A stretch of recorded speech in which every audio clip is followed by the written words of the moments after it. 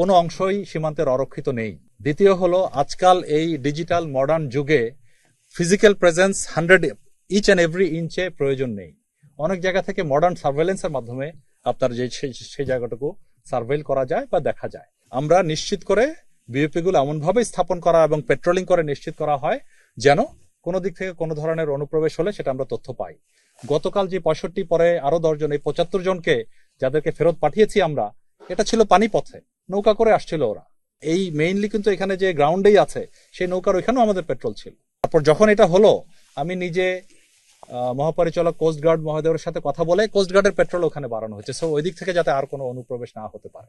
So ওই যে অনেক রোহিঙ্গা ঢুকে গেছে, এটাও সত্য নয়। তো এটাও অতিরঞ্জিত বিষয়, যেটা আমি অনুরোধ করেছি, অতিরঞ্জিত কোনো বিষয় যেন চাউর না হয় সেটা আপনারা নিশ্চিত করবেন।